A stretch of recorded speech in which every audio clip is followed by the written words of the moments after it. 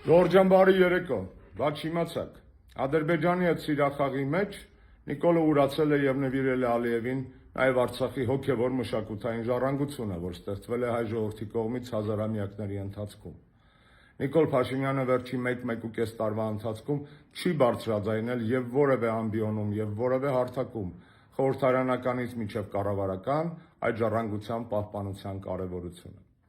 Դեռևս 44-օրյա պատերազմից անմիջապես հետո 20 թվականի դեկտեմբերին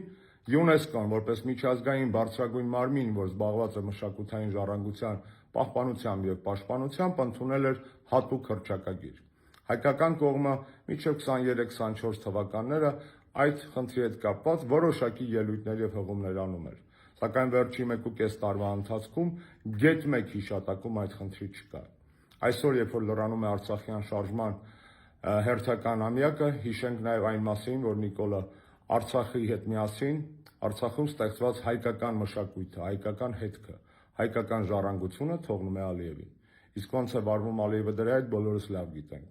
Այն, ինչ որ չի կարող յուրացնել, քանդում է, իսկ մնացածը վերագրում է ադրբեջանական ժողովրդի հորինված պատմությանը։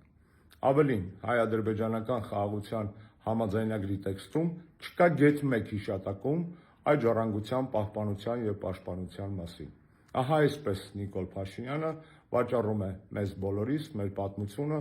անցյալը, մեր արժեքները և մեր հողերը Ադրբեջանին իր սիլիբիների շրջանակներում։ Այսքանը։